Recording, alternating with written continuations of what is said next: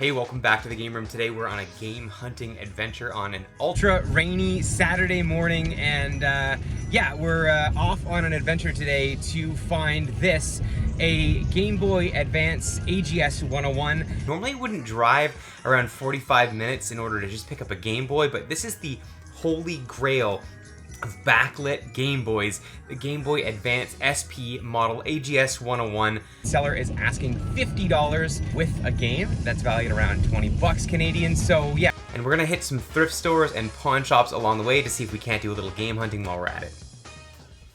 Today we're also being joined by my buddy Nick. Good. You wanna be in the YouTube video today? For sure.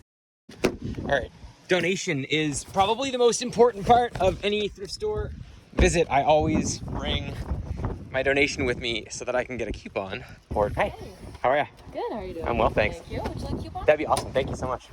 Thanks so much. Appreciate it. Have a good one, You too. With some time to kill before the Facebook Marketplace seller is ready for me, Nick and I are headed into the Salvation Army.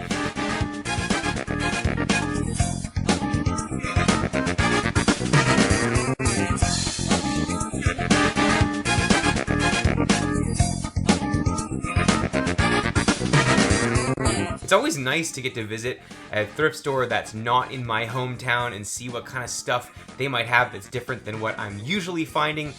I always make an effort to dig through sort of the same sections in the same order. I hit the high value stuff that I'm interested in, like electronics, especially video games, and then I always dig around a little bit into things like books and even a little bit of vintage clothing.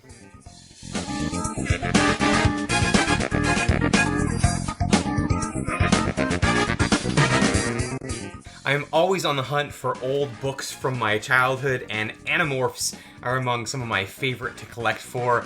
Goosebumps is another great series, but this one is one I've been on the journey to collecting for a long time now, and anytime I see books, youth read books from the 90s especially, that I remember from my childhood, I absolutely pick those up.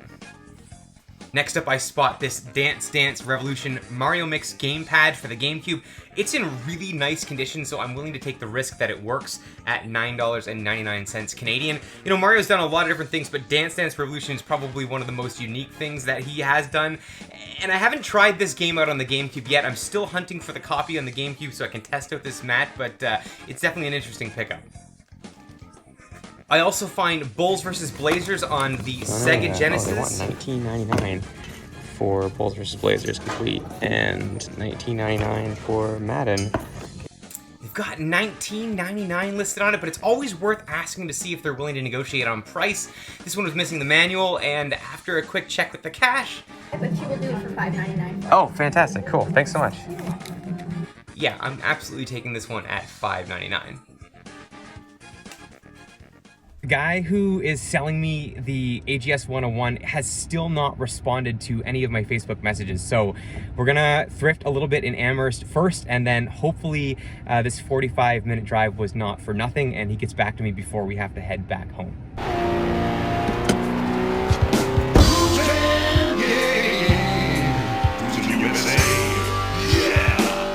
Admittedly, Guy's Frenchies is probably not the best place to find video games, but I have found controllers there in the past. There's a lot of weird stuff in their kind of rummage bins, but the bulk of what you're going to find here is used clothing. And I do happen to find some pretty cool t-shirts, a couple of which I'm more than happy to bring back to the game room. Some of them from my own personal collection, and others for resale. But I do end up leaving with this really cool Warner Brothers 1995 embroidered Acme t-shirt. This one is super cool, even if it is a little bit big for me. And I also end up leaving with this really retro East Coast, it's definitely a New Brunswick thing, but yeah, St. John, New Brunswick. This shirt is absolutely a banger from the 90s, and I'm stoked that it's coming home with me. Okay, not much in that spot except a couple of t-shirts. The guy with the Game Boys got back to us. We're gonna meet him right now. Sweet. How you doing? Got an old Game Boy for sale. Sweet. Can I take a look real quick? Or It's 50. it's 50? Yeah, that's fine. Cool. It doesn't turn on right now because battery died. The pictures I did post, it was running. Okay, cool. 50 bucks. Thank you. Cool. Thanks so much, man. Enjoy. Appreciate you walking it over. Have a good one. All right, we got it. 50 bucks, no charge. So it's not running at all. But the screen will flash very briefly, but oh, yeah, but then it cuts off. So, but it is an AGS 101. We'll get it back to the game room and see if we can't get it to charge. Yeah, admittedly, this thing is in pretty disgusting shape. I think a dog chewed on the corners of it, and it's not looking the best. But the screens alone in these backlit AGS 101s are absolutely worth that value alone, and I plan on reshelling this one, so if you want to check out where I went ahead and did that reshell, I'll link the video up top for you, and you can check out what this will look like when it's all cleaned up. I didn't do a very good job researching what they have here in Amherst, but we just drove by this. Let's go.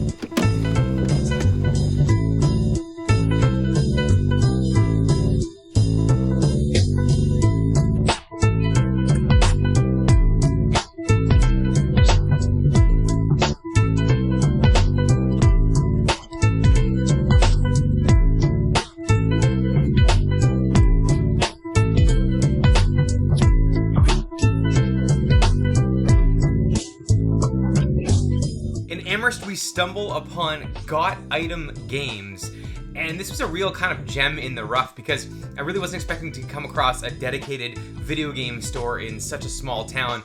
They've got a lot of selection here and a bunch of games that I hadn't seen before, but what was really impressive to me was something that was kind of unique. It may have been a repurposed rotating display, but it held a console that I'm really nostalgic for. That's the N64. This display was so cool, absolutely caught my eye. It was fun to check out all the N64 games they had in stock, but one caught my eye specifically, and that game is Buck Bumble on the N64, a game that I don't see really ever in the wild, which is why I went ahead and picked it up on this trip to Got Item Games, and yeah, a really neat visit to a cool store that was completely unexpected, but absolutely enjoyed.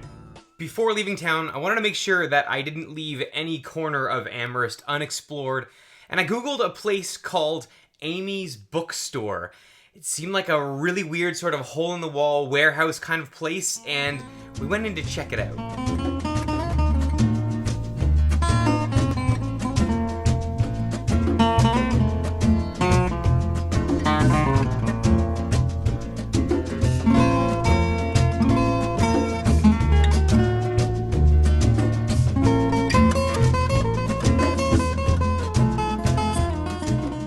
Besides the fact that I'm not entirely sure how this place hasn't been shut down for being a fire hazard, this place had more books than I've ever seen in one spot.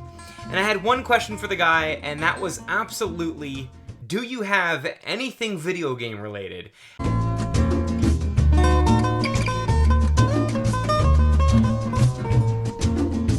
Older ones right there. Okay, cool. There. Yeah.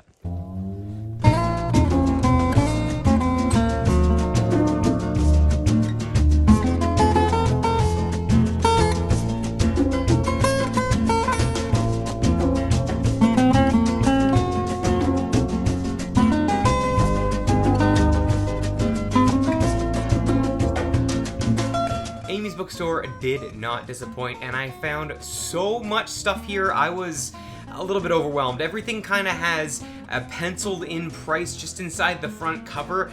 There were more things here than I knew what to do with. I left with a really good collection of awesome stuff from this store, and it's absolutely on my list of places to go back again to in the future to see what else they have.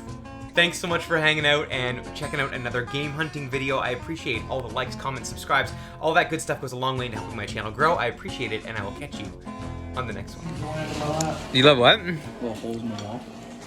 Yeah.